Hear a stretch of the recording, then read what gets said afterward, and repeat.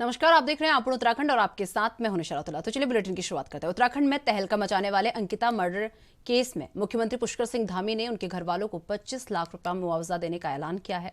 आपको बता दें कि अंकिता के परिजनों को जल्द ही ये आर्थिक मदद दी जाएगी और सीएम पुष्कर सिंह धामी ने कहा कि केस के आरोपियों को कठोरतम सजा दिलाई जाएगी।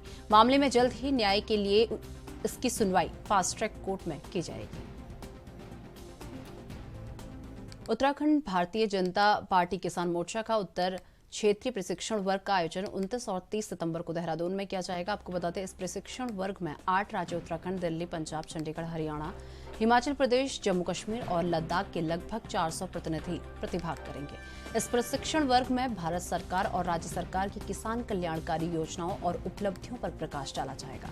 और इस पर भारतीय जनता पार्टी के किसान मोर्चा के राष्ट्रीय उपाध्यक्ष मुकेश मान ने क्या कुछ कहा, आइए आपको सुनाते हैं।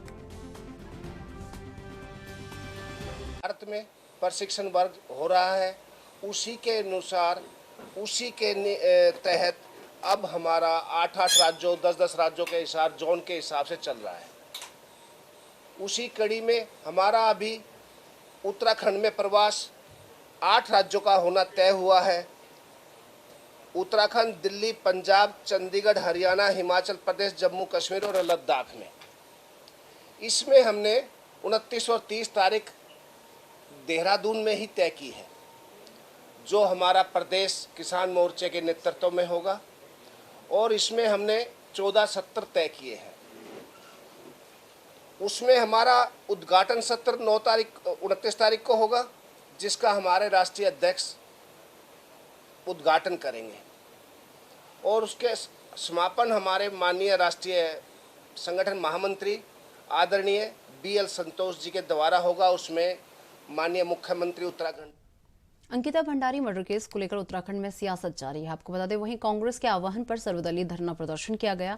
इस दौरान कांग्रेस के तमाम वरिष्ठ नेता और पार्टी के कार्यकर्ता मौजूद रहे।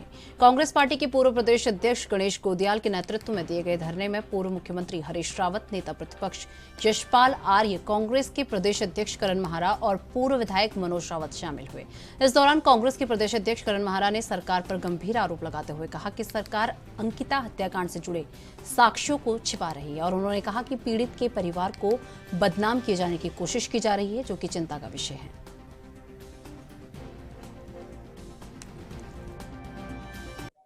कल मैं माननीय अध्यक्ष प्रदेश कांग्रेस कमेटी के माननीय अध्यक्ष हमारे पूर्व अध्यक्ष गणेश गोदियाल जी और हमारे पूर्व विधायक मनोज रावत जी उस परिवार के अंकिता के घर में गए। हालत बहुत दयनीय है। गरीबी चल रही थी, गरीबी दिखाई दे रही थी, कुछ भी नहीं है।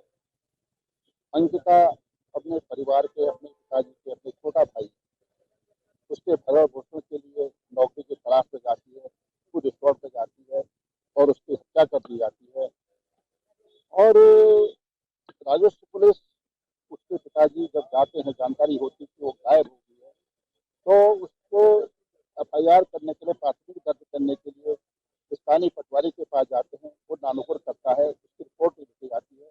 जब आक्रोश बढ़ता है, सड़कों पर दिखाई देता है, गुस्सा सड़कों पर दिखाई देता है, तब पुलिस, रेवेन्यू पुलिस हरकत में आती है। नहीं, जब सिविल पुलिस हरकत में आती है, FIR होती है, वो गिरफ्तारियां होती है, तत्काल सबूत नष्ट कर दिए जाते हैं, उस हिस्से को ढा दिया जाता है, उसके कमरे का सारा सामान को तितर कर दिया जाता है और जो बेड है उसको स्विमिंग पूल में डाल दिया जाता है, आग लगाई जाती है। तो साक्ष्य दिखाने की कोशिश सरकार से न्याय की अपेक्षाएं टूट रही। साक्ष्य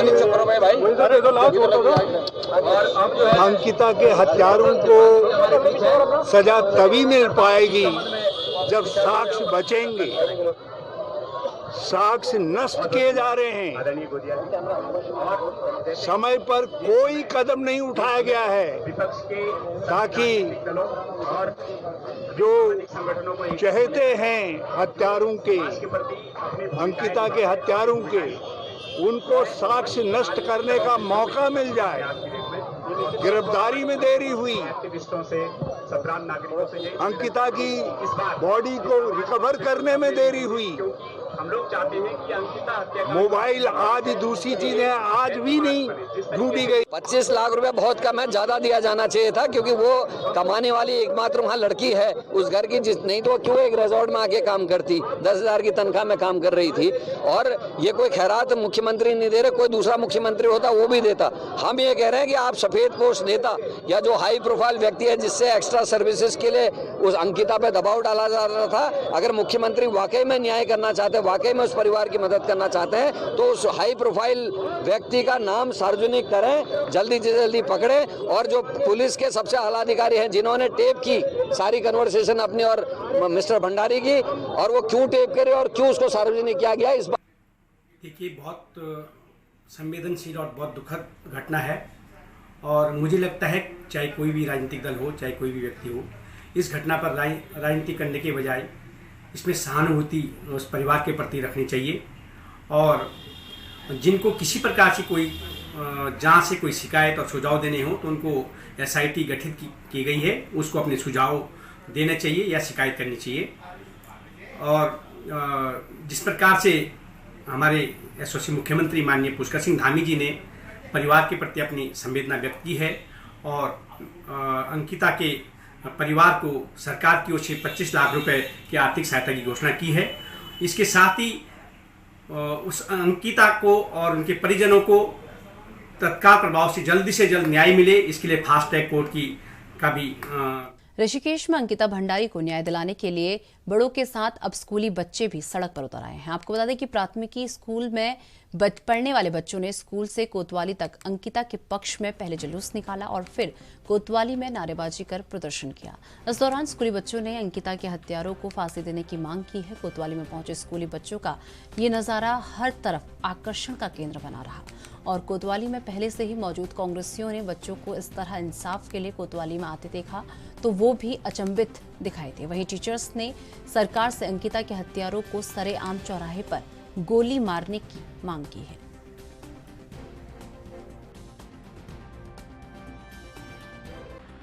मैं तो ये कहूंगी कि हमने उत्तराखंड इसलिए नहीं बनाया था, हमने विकास के लिए बनाया था, अपने बेटियों को बचाने के लिए बनाया था कि बाहर के ऐसे असामाजिक तत्व तो हमारे बीच ना घुसे और हमारे बच्चों को बहला फुसला के इस तरह की घिनौनी हरकतें करें। मैं तो कहती हूँ इनको कड़ी से कड़ी सजा मिलनी चाहिए, इनको गोली मारकर चौराहे पर ऐसी सजा मिलनी चाहिए और उस अंकिता के परिवार के साथ न्याय होने चाहिए, इंसाफ मिलना चाहिए। मैं तो कहूँगी बेटी पढ़ाओ बेटी बचाओ का नारा, ये कोई बेटी पढ़ाओ बेटी बचाओ का नारा है? हमारी बेटियां देखो गरीब परिवार की, मैं तो उसके घर तक गई, उन्हें छोड़ने तक गई कि उनकी कंडीशन क्या है, और वो बेटी इतनी अच्छी होनहार टॉपर बेटी और पढ़ाई लिखाई में हर चीज में टॉपर थी। वो ऐसी गंदी लड़की नहीं थी जैसे कि लोग बोल रहे हैं कि जैसे आज ये हम तहरीर देने आए हैं कि जैसे RSS के किसी लड़के ने ऐसे बोला। लोग ऐसी बातें बनाएंगे, पहले अपनी माँ बेटी बहनों को झांके, अपने दिलों में झांके कि हम किस तरीके के दरिंदे हैं। और ये लग रहा कि इन्होंने देखो पहले तो रिपोर्ट बदल दी, हम तो वहीं थे, रिपोर्ट भी बदल दी। उस लड़की की हालत हमने देखी है, कैसा उन्होंने उनके साथ क्या घिनौने हरकतें की हैं, किस तरीके से उसको मारा गया था। ऐसे हमारी बेटियों के साथ होगा तो ये उत्तराखंड हमने इसलिए थोड़ी ना मांगा था, हमने इसलिए मांगा था कि हमारा नशे के खिलाफ उधम सिंह नगर पुलिस द्वारा लगातार अभियान चलाया जा रहा है। आपको बताते इसी क्रम में कोतवाली की इच्छा पुलिस ने स्मैक की तस्करी कर रहे 2 तस्करों को 12.65 ग्राम स्मैक के साथ गिरफ्तार कर लिया है, जिसकी कीमत लगभग 2.50 लाख रुपए आंकी जा रही है। आपको बता दें कि पुलिस ने दोनों के खिलाफ NDPS एक्ट के तहत मुकदमा दर्ज कर दिया है और दोनों को जेल भेजने की कार्रवाई की जा रही है।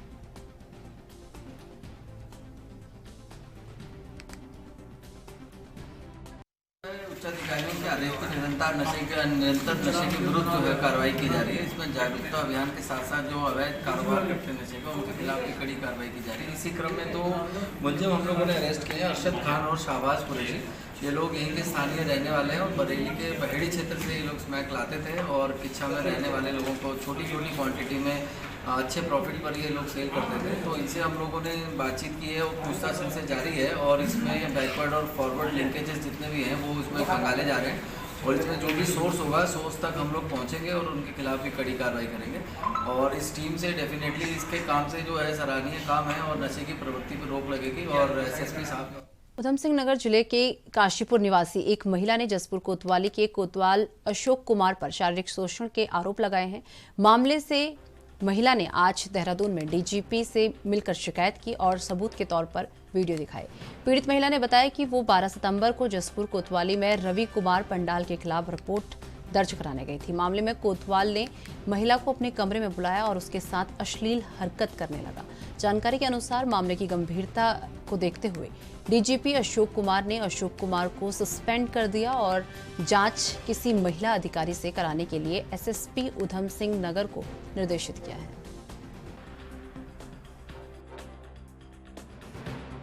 अभी हाल ही में एक आदेश आया है माननीय DGP महोदय द्वारा, PHQ द्वारा आदेश आया है जिसमें हमें ये निर्देश दिया है कि एक महिला पीड़ित है, उसने गंभीर आरोप लगाया है SHO जसपुर के ऊपर और उसके अलावा काफ़ी चीज़ें भी बहुत ही अत्यंत गंभीर आरोप है जिसमें मतलब शोषण और पद का दुरुपयोग इन सब का आरोप लगाया है।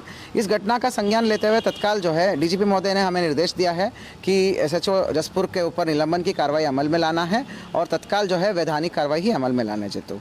इस पर हमें ये कहना है कि उधम सिंह नगर पुलिस में मैं व्यक्तिगत रूप से सभी को ये बताना चाहता हूँ, मैं पुलिस के सभी अधिकारी और कर्मचारीगण को उच्च कोटि का आचरण और अनुशासन और व्यक्तिगत क्या बोलते हैं मौलिक वैल्यूज़, हाँ मौलिक वैल्यूज़ को अनुपालन करने का और पालन करने का मैं अपेक्षा रखता हूं और निर्देश भी रखता हूं। इस पर कोई कोताही होती है तो हम कभी भी मतलब उसको सहन नहीं करते, मैं कतई भी बर्दाश्त नहीं करूंगा। इस प्रकार के गंभीर आरोप को लेके मैं बहुत गंभीरता से लेता हूं। इस पर कानूनी कार्रवाई तो होगी ही होगी, इसके अतिरिक्त मैं सीरियस डिसिप्लिनरी एक्शन जो होता है ना विभागीय कार्रवाई। मैं काशीपुर से हूँ और ये मैंने 12 सितंबर को रवि कुमार पंडाल के खिलाफ और उसके साथियों के खिलाफ एक मुकदमा दर्ज करवाया था जसपुर कोतवाली में, जो कि जसपुर कोतवाली ने मुकदमा तो दर्ज कर दिया था, लेकिन शाम को 7 बजे मुझे अपने कमरे में बुलाया। कमरे में बुलाने के बाद अश्लील हरकतें करने लगा, जिसके लिए मैं समझ गई थी कि मेरे से क्या चाह रहा है। उसके बाद 16 तारीख को जब उसने दोबारा मुझे बुलाया अपने कमरे में तो मैंने उसका वीडियो बना लिया था, जो कि वो मुझसे मांग कर रहा था पैसे मैंने दिए नहीं, तो उसने मेरे संग बलात्कार जैसी घटना को अंजाम दिया। उसके बाद मैं ये शिकायती पत्र लेके महानिदेशक के पास आई थी और उन्होंने उसको सस्पेंड कर दिया, आगे कार्रवाई जांच के आदेश दिए। लेकिन मेरी एक वो है कि जो रवि कुमार पंडाल हैं ये, इनके खिलाफ अभी तक कोई कार्रवाई नहीं गई। 420 का और 354 का मुकदमा इन लोगों के ऊपर लिखा गया, लेकिन अभी तक कोई नशे का कारोबार लगातार बढ़ रहा है। इस पर DSS के सामने टीम बनाने का निर्देशित किया गया था और उनके निर्देशन को हमने टीम गठित की है जो केवल नशे के कारोबारी के विरुद्ध कार्रवाई है। इसमें जो है कल दिनांक 1/7/2022 को हमारी टीम द्वारा एक अभियुक्त जिशान जो कि वेल्डिंग करने वाला है, उससे करीब 20 ग्राम जो है। महिला को आत्महत्या के लिए उकसाने वाले युवक को किच्छा पुलिस ने गुजरात से गिरफ्तार कर लिया। आपको बता दें इस मामले का खुलासा SP सिटी ने अपने कार्यालय में किया। आरोपी को न्यायालय में पेश करने के बाद जेल भेज दिया गया है।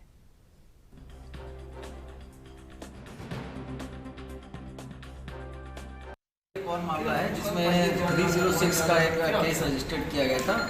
उसमें जो वादी द्वारा बताया गया था कि उनकी पत्नी को एक व्यक्ति द्वारा आत्महत्या के लिए उकसाया गया और उनकी पत्नी के लिए आत्महत्या के लिए वो जिम्मेवार हैं। तो इसमें लंबे समय से हमें लगभग जुलाई माह से एक अभियुक्त की तलाश थी और ये शातिर किस्म का अभियुक्त था और लगातार हुलिया और एड्रेस बदल के अपना रह रहा था। तो इसमें लगातार हमने इसको चेस किया, बॉम्बे और आउटसाइड काफ़ी स्टेट्स में दबिश दी गई और अल्टीमेटली इसको हमने गुजरात के वलसाड डिस्ट्रिक्ट से अरेस्ट करने में सफलता प्राप्त की है। और इसके अरेस्टिंग से भी ये क्राइम भी वर्कआउट हुआ और थोड़ा लोगों का पुलिस में बिलीफ बढ़ता है इन चीज़ों से। तो उसमें भी SSP महोदय की तरफ से 5000।